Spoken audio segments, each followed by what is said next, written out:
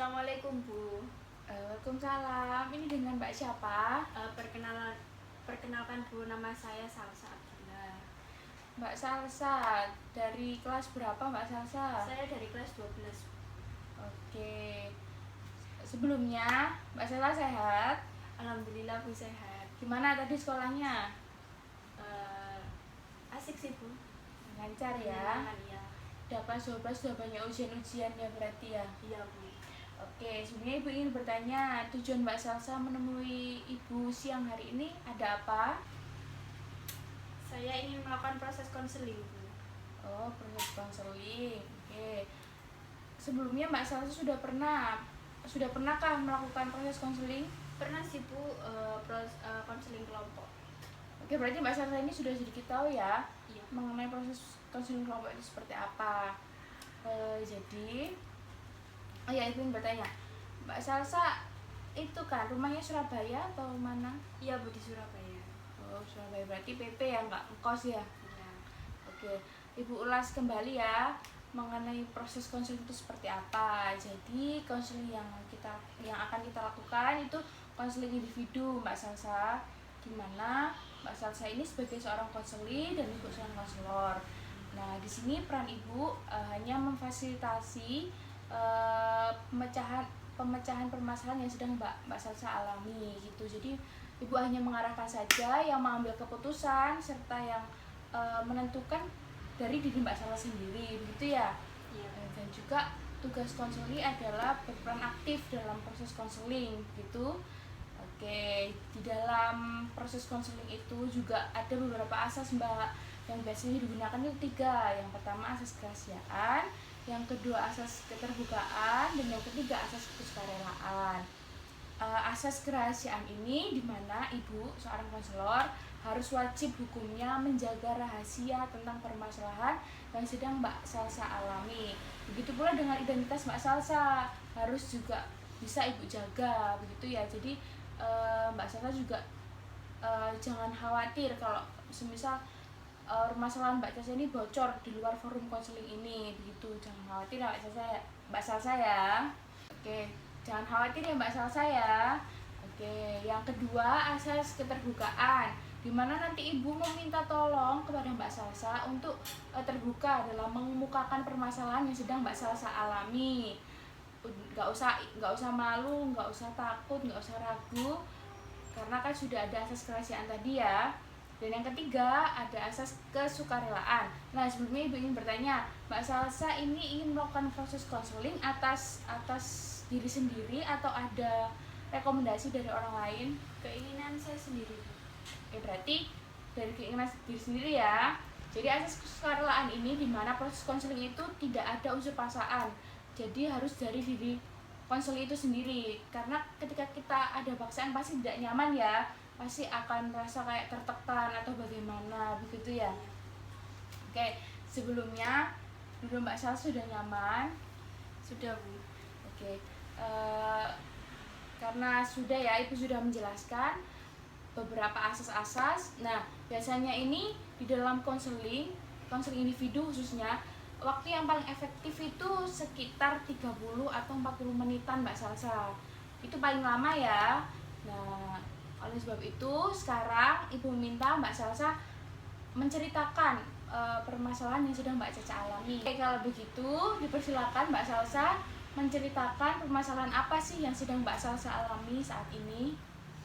Jadi gini Bu, saya itu sama sahabat saya ada janjian keluar, tapi saya itu tidak menepati janji. Bukan nggak menepati janji sih Bu. Karena pada saat bersamaan itu pacar saya itu kecelakaan Bu, dan saya itu nggak lupa mengabari sahabat saya. Oh, berarti oke. Mbak Salsa punya pacar. Pacarnya juga sekolah di sini atau beda sekolah? Iya Bu, cuman beda kelas. Oh, yang ya, saya tahu. Oke, berarti intinya Mbak Salsa ini merasa bersalah gitu ya sama sahabatnya Mbak Salsa. Iya, dia marah Bu karena saya tidak mengabari. Kan dia menunggu lama itu. Oke, lalu apakah adanya adanya sedikit perselisihan antara Mbak Salsa dan dan teman Mbak Salsa tadi itu, ada yang Mbak Salsa merasa terganggu. Jika saya bertemu sahabat saya itu dia tidak menegur saya sama sekali, Bu. Malah saya itu mau ngajak ngomong dia cuma nggak dijawab, dilihat pun aja enggak. Berarti di sini Mbak Salsa merasa serba salah gitu ya. Iya. Apakah dengan adanya kejadian seperti itu Mbak Salsa merasa tidak nyaman? Bisa Mbak Salsa ini ceritakan apa yang membuat Mbak Salsa itu terganggu dan merasa tidak nyaman? Saya ini sama sahabat saya kan sama-sama kelas 12 ya, bukan sekelas juga. Dan ada tugas kelompok, Bu. Dan tugas kelompok itu saya sama sahabat saya. Nah, kan nggak mungkin kalau misalkan ada tugas kelompok itu saya tidak berinteraksi sama dia sama sekali, kan nggak mungkin ya, Bu. Kan kita juga harus bisa saling berbicara mengenai tugas itu. Cuman saya waktu membahas tugas dari via chat WA atau langsung itu nggak digubris sama dia. Oh, bahasanya nggak direken gitu ya? Oke, lalu apakah sebelumnya Mbak Salsa sudah meminta maaf, sudah menjelaskan tentang kronologis kejadian itu? Sudah, Bu, cuman kan mungkin dia karena saking kecewanya karena dia menunggu saya terlalu lama, jadi itu mungkin bentuk dia menampakkan kecewanya dia kepada saya. Oke, lalu bagaimana respon sahabat Mbak Salsa ketika Mbak Salsa meminta maaf? Mbak Salsa bisa mengekspresikan nih bagaimana Mbak Salsa meminta maaf, cara meminta maaf kepada sahabatnya tadi. Iya. Ini dengan bahasa saya sendiri ya, Bu. Ya, silakan. Saya itu meminta maaf ke dia. Maaf ya kalau aku kemarin nggak datang karena aku ada yang lebih mendesak, karena pacarku itu kecelakaan dan nggak mungkin kan kalau orang yang butuh bantuan itu aku tinggalin.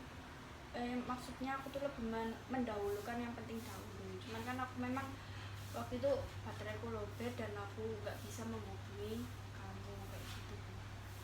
Oke, lalu respon sahabatnya Mbak Salsa gimana? Responnya cuman jawabnya iya gak apa-apa gitu aja. Iya gak apa-apa, singkat berarti ya? Oke.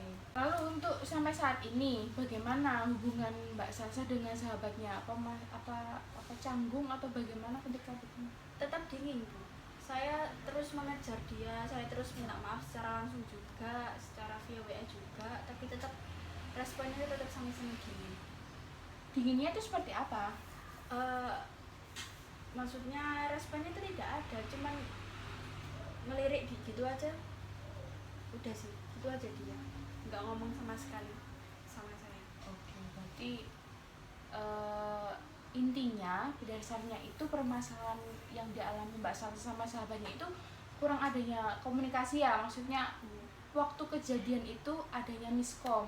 Jadi ketika pacar Mbak Salsa kecelakaan, Mbak Salsa ingin mengabari sahabat Mbak Salsa tadi tapi baterainya lowbat, begitu ya? Iya. Oke.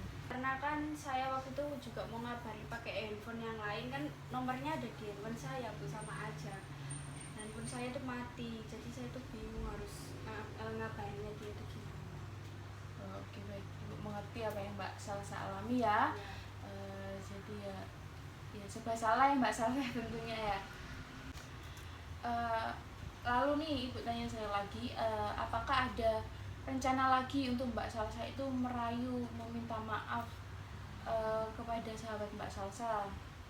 Rencananya sih saya itu benar-benar ingin itu, Bu, entah membuat jadwal keluar lagi atau saya langsung ke rumahnya gitu. Cuman saya bingung mau ngomongnya itu bagaimana ya, kalau dia mau dengerin saya, kalau enggak seperti itu. Oke, ya benar sih. Jadi Ibu setuju dengan apa yang Mbak Salsa putuskan. Memang kalau minta maaf itu enak via langsung ya. Harusnya, maksudnya bukan harusnya. Ya etisnya tuh minta secara langsung. Maksudnya kan kita bisa menjelaskan secara, maksudnya tidak melalui mediasi apapun. Jadi kita bisa melihat bagaimana apakah dia benar-benar bisa memaafkan kita, begitu ya Mbak Salsa ya. Iya.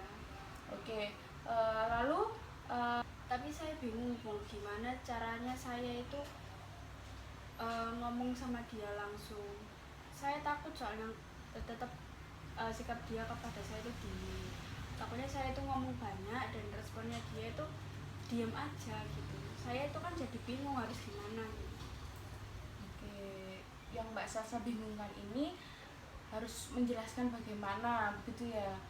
Terus Mbak Salsa ini juga takut kalau respon teman Mbak Salsa, sahabat Mbak Salsa itu masih dingin gitu ya. Iya. Oke, ya kan belum dicoba kan, ya alangkah baiknya dicoba dulu. Nanti kalau memang masih seperti itu, ya itu tadi kembali lagi ke sahabatnya Mbak Salsa.